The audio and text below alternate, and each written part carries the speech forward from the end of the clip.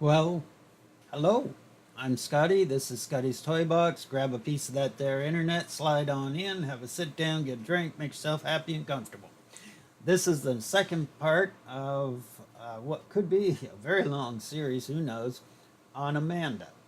The comments I got from her on white privilege and on immigration, and the fact that we have a racial problem in the United States. Anyway, it's not really that complicated. I got to change some stuff around here. Just make yourself comfortable while I do some housekeeping. All right.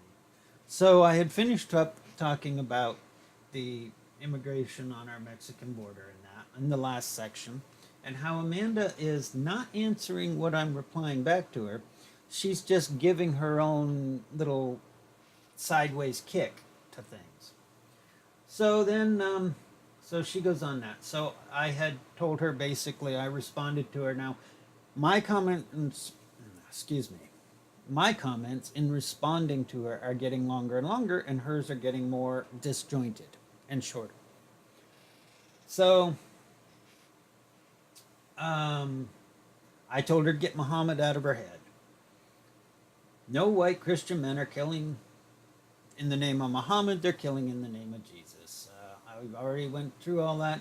I told her about the three white Christian guys in trial for trying to blow up a mosque and shoot in an apartment building and shoot the people leaving the apartment because they were Muslim.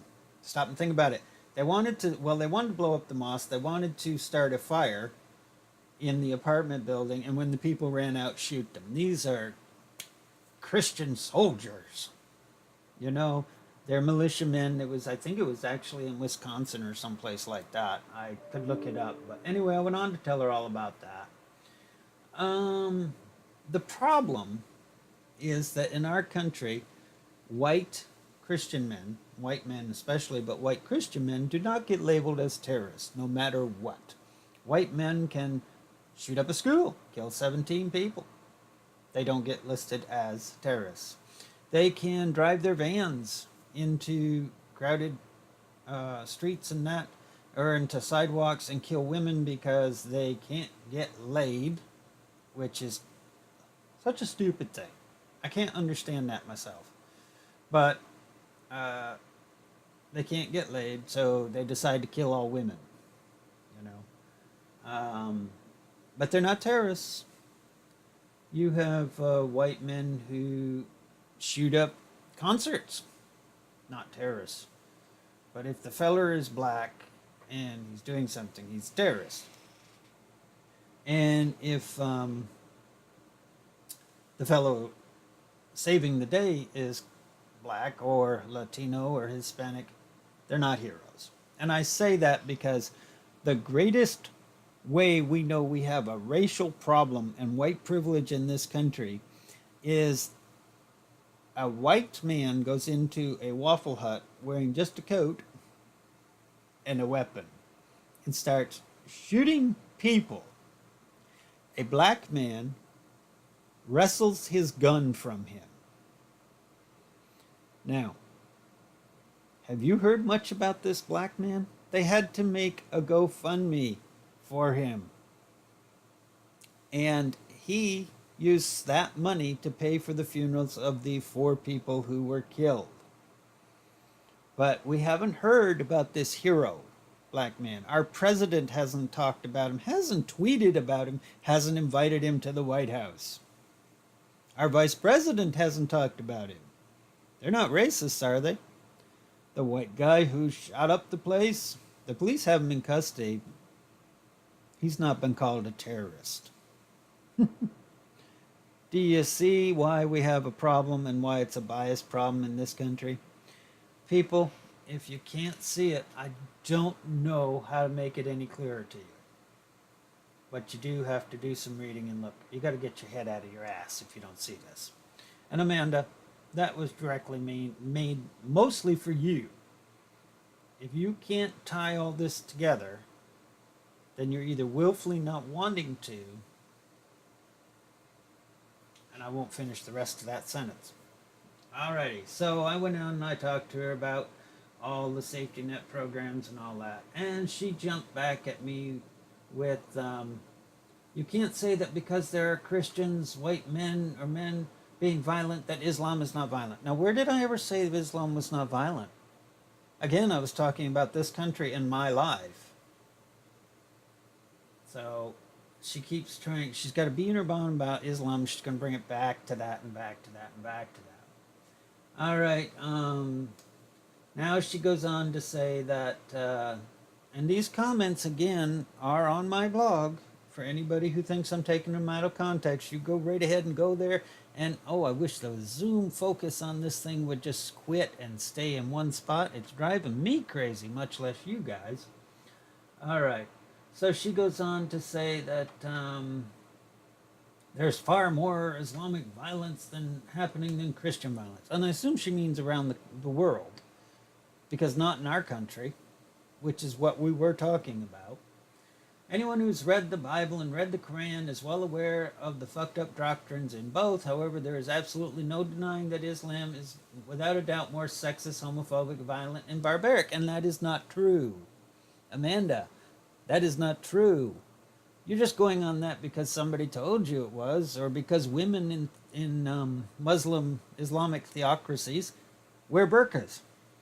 Did you know that in Islamic countries who are not theocracies, women were in Iran before they had their revolution and got the Ayatollah in there? The women were equal to men. They were westernized like we are. The women had more freedoms than we have in this country. I'll tell you an interesting thing. The Bible is worse for women's rights in that than the Quran is. The Quran actually has rules about treating women well and doing things right. They're not followed, and they are misconstrued. And there is nowhere in the Quran that it says that a woman has to be in a beekeeper outfit all the time. There are a lot of ways that women are treated are not religiously based. They are based on men's fear that they'll lose control of the woman. And that's in our United States as well. All of the laws in that concerning how women have to behave, how women have to dress, are not because it's for the benefit of the female, but it's because it's a way for the male to keep the female under control. Okay.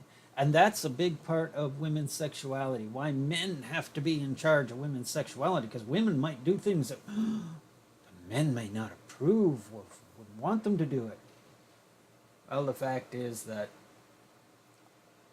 why is Viagra free on almost all insurance policies? The military spends something like $96 million a year on Viagra for the men. But contraception for women is not covered under insurance policy. In the Affordable Care Act, they specifically had to make other ways for women to get contraception, birth control pills. They have to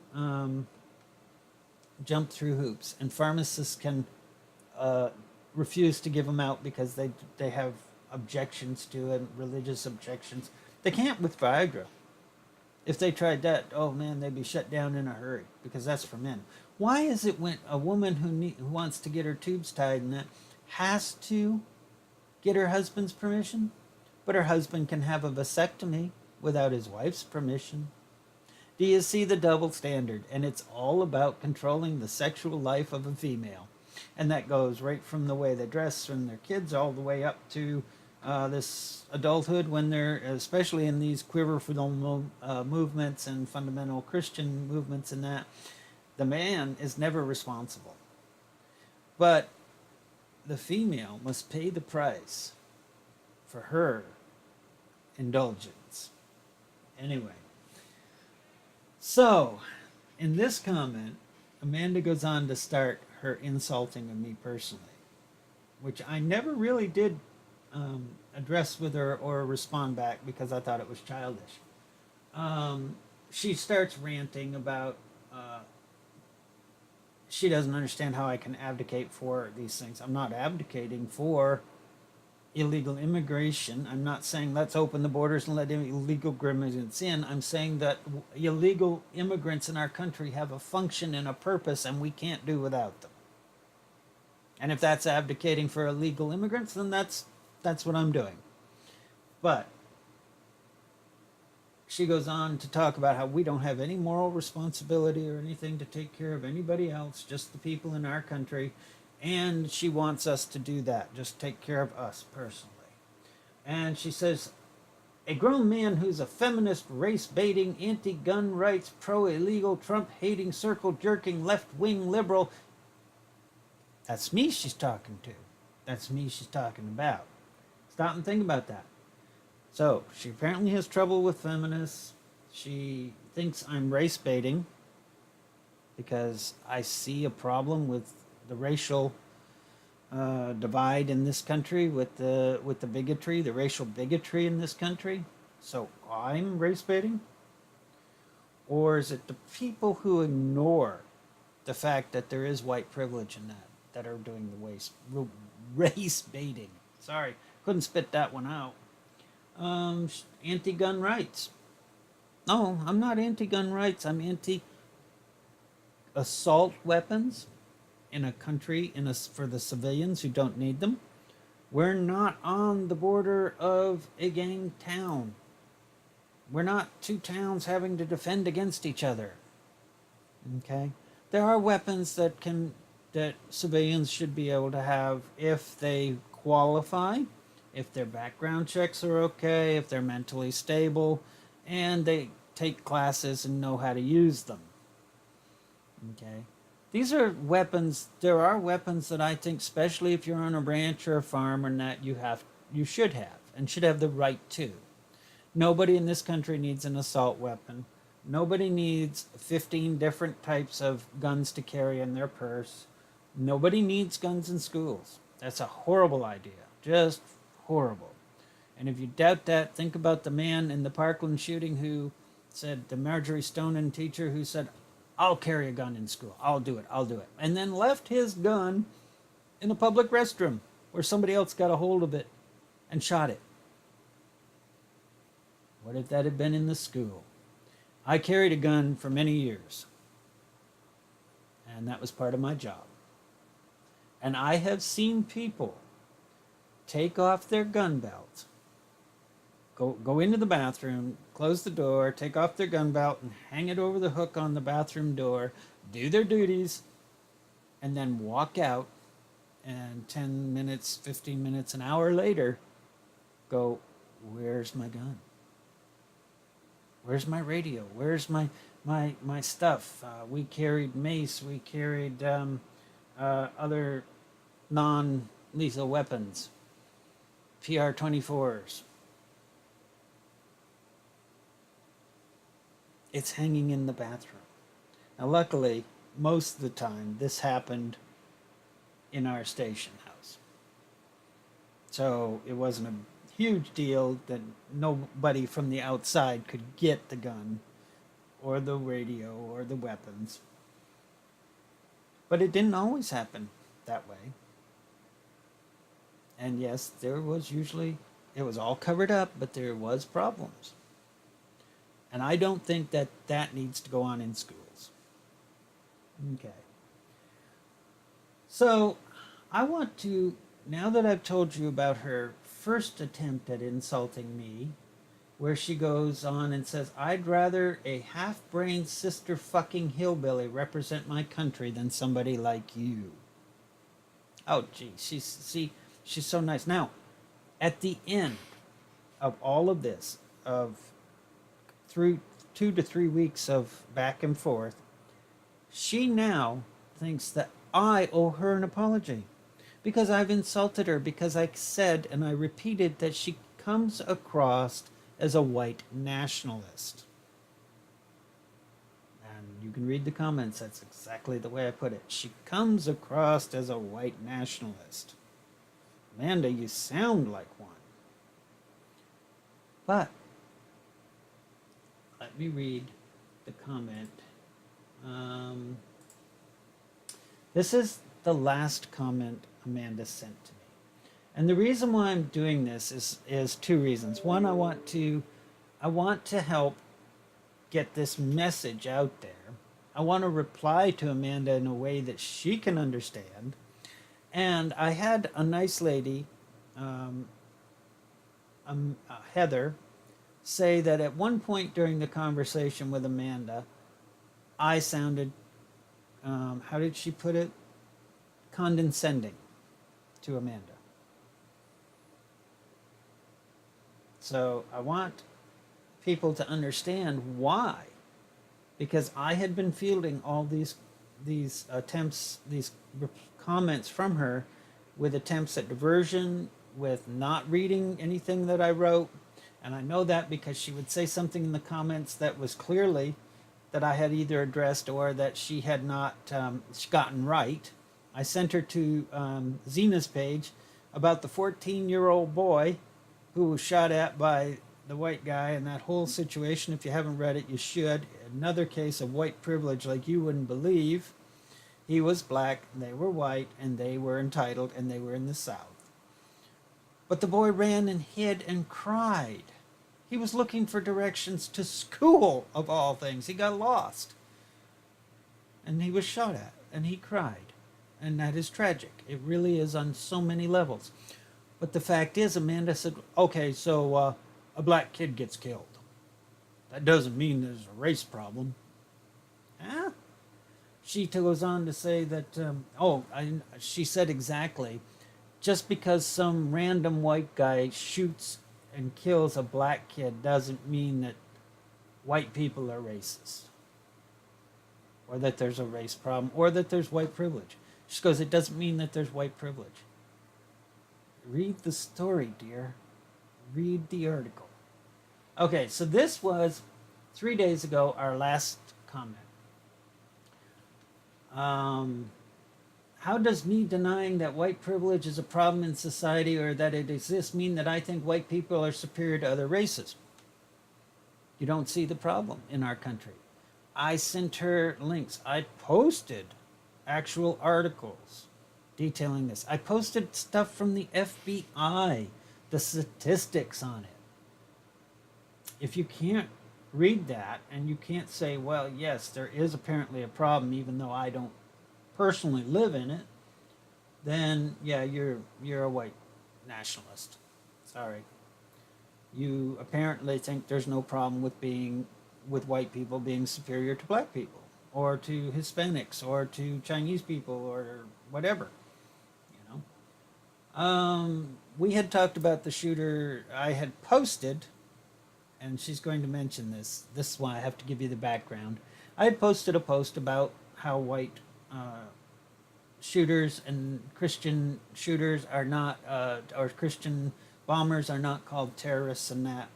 And she had brought up, her response to that was, the Pulse nightclub shooter was a gay Muslim. That was her entire response to my saying that white men are not called called terrorists. White men are not called terrorists, and her response was, the shooter at the Pulse nightclub was a gay Muslim. And I told her, no, he's not. No, he wasn't. That was not true. Every investigation has concluded that he was a U.S. citizen. He had grown up here. He wasn't really into his religion. He sure was not gay. He was a married man who had apparently a good sex life with female partners. And he shot up the Pulse nightclub not knowing it was a gay club. He was originally going to shoot up somewhere else, but the security was too great. I think he was headed to Disneyland. And he knew he couldn't get past the security, so he searched for nearby nightclubs. And Pulse nightclub was the one that he chose. It happened to be close, and he went there and did it. He did not search for gay nightclubs. He did not search for white nightclubs. He wanted a bar to shoot up. He wanted a dance joint to shoot up. He wanted to make a name for himself. And at one point, I understand he said something about doing this for ISIS or whatever. But the fact is that he didn't have any connection to the groups. There was no um, correspondence between him and any ISIS cells or groups. He was a deeply troubled young man. But he was not a gay Muslim. He might have been a Muslim. He might have claimed the Islamic faith, but he wasn't gay, and he wasn't really a serious Muslim. Okay, so she goes on. The reason I brought up the shooter being gay Muslim is because your post was about a white Christian shooter as the basis of Christianity and whiteness being bad. No, it wasn't. It was the fact that white males and Christian white males do not get called terrorists. As a matter of fact, they've changed the definition in the Justice Department so that they don't get called terrorists now. You have to be non-white, basically, to be a terrorist, according to the Justice Department. And so she's wrong with all that. And I've explained this. Now remember, I've spent days trying to explain this stuff to her. Okay. Please do not use my comments out of context. How is that out of context?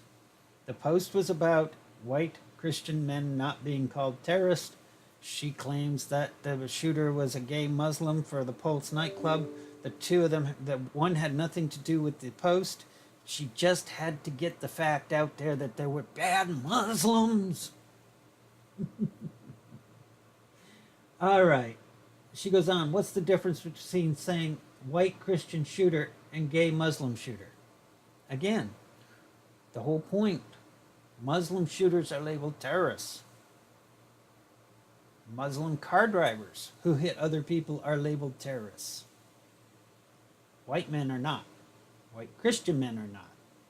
That's the point. All right. How does commenting on the fact that the Bible and the Quran are sexist and homophobic and violent mean that I am racist and white national? We covered that. You keep saying that Islam is worse than the Bible, worse than Christianity.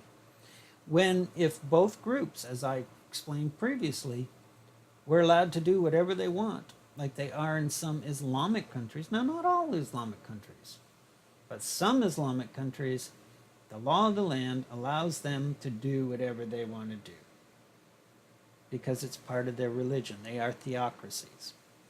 And if the Christian dominionists have their way in this country, they would do the same things. She points out that the Quran has some basis in the Bible. It uses some parts of the Bible narrative, and she's right about that. I don't think she understands it completely. But the Bible calls for stoning children, calls for stoning women, calls for men to be able to have multiple wives and concubines and prostitutes. It calls for daughters to be able to rape their fathers. And it does have passages that appear to call for the death of gay people. And if they had the legal way to do it, they would do that. If Christianity could suddenly be in charge of this country and didn't have a Supreme Court that said no and didn't have to deal with civil rights because they would trample them, they would be just as bad a theocracy as Islamic theocracies. Any time a religion controls the government, civil rights lose. And people lose. But the religions gain. Alrighty. So condemning a religion is not the same thing as saying I'm genetically superior. See, she's throwing all this in here and it has nothing to do with the posts and nothing to do with the comments. Alright, so I'm going to skip over it because, again, she's gone off on a screed. Let me see here. Immigration. Did you really use the example of stricter immigration policies are a good idea as an example of me sounding like white people are superior? I did because I quoted her. And her entire immigration policy is about maintaining white demographics, not letting this country become a white minority country. And that's exactly what white nationalism is. So her immigration policies are the same as Trump's. Why don't we get more people from Norway? Why don't we get more people from countries that are white? And that? Because those countries don't want to come here. They have a better standard of living. They have a better economic standard. They have a better health standard. They have free health care. You know, universal health care. I shouldn't say free health care. That's silly. Nothing is actually free in this world except maybe love. But they have universal health care. Why would they want to come to a bigoted, violent country to live? That's why the people are trying to get here from those bigoted, violent countries. You know, the ones that are war-torn in that. The ones that we're trying to say, people like that are saying, there's a caravan coming and they're going to invade us. Oh, no. Okay. Sorry. I just get so frustrated when people won't reason. Alrighty. So she goes on to say that that just because she has different opinions, I'm calling her racist. No, I say she sounds like she's white nationalist. Her views and her opinions are to propagate and maintain the white person as being a bigger demographic, as keeping a majority of privilege. That's white nationalism. And that's what she sounds like. Alrighty. When the far left learns how to stop crying and how to have an adult conversation without a triggered name-calling midlife crisis, give me a call. Well, who's the one that got triggered? I quoted you in the first time that we started communicating. Her third comment to me was a rant based on my I'm a feminist, gay, whatever, trolly troll. All right. So she goes on to say that I stand by everything I've said. And my correspondence with this blog ends immediately, now indefinitely. Or with this blog ends now indefinitely. And I loved it. I thought it was great. Now, I did reply to this, and I do want to quickly just show you the reply. And then I'm going to go back, and I'm going to cover, in the third and last segment, I'm going to cover some of the comments that went back and forth between us. And I wrote, oh God, I'm looking at all of these things that went back and forth between us. That was so horrible. But in response to her ending her correspondence with my blog, I was quite grateful. Great, it will save me the trouble of responding to your attempts not to see how your own words have defined you. Nothing was taken out of context, and the comments are open to any, including you, who want to go through them. You need to expand your base of information and knowledge because you are lacking. As race is a social construct, Muslim is, one of the things, I need to stop that and tell you, one of the things that she hammered at was that I was being racist because I said her fixation with Islam, her anti-Islam stance, she took to mean racist. You know, that my disagreeing with that was calling her a racist. And so I needed to address that. And that's actually something everybody needs to understand. Muslim is a colloquial race term. It is a race term. It's used as a race. Now, race is in society is a construct, because there is actually no longer true races. There is no white race, there is no black race, there's no Hispanic race, and there is no Asian race, although I think the Asian races are probably a bit more pure than some of the others because of their stance of not interbreeding. But the fact is, genetically, we have interbred so that I have parts of the genetic code for where we came from, the Africas, and then I have somewhere in my past I'll have black ancestry intermixed, black and white. Black people have white ancestry. Um, so race is itself a social construct now. And Islam is a religion. And if you're against Islam, unreasonably, you could be called an Islamophobe. That's not racist to be an Islamophobe. It's it's an unreasonable denigration of a religion. Like Amanda, she is an Islamic phobe because, in her mind, Islam is the absolute worst religion and responsible for horrible tragedies that other religions are not. That's an Islamophobe.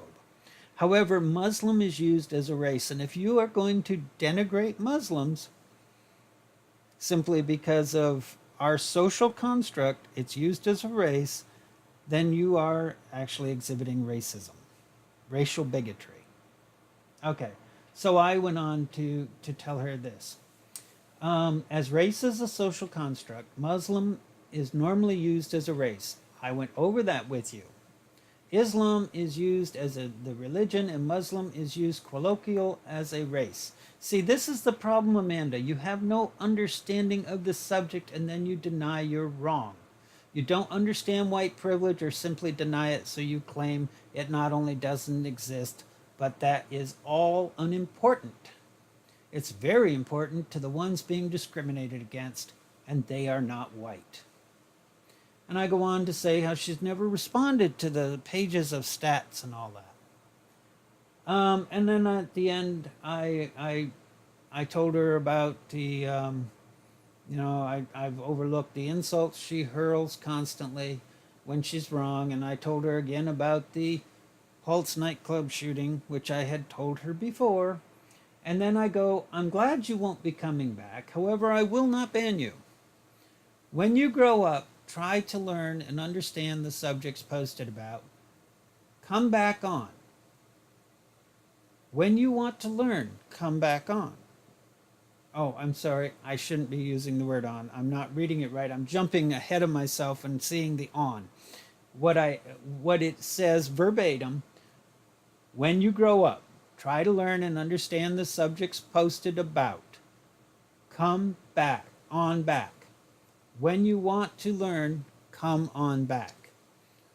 When you can give more effort to what is posted and the comments and replies, come on back.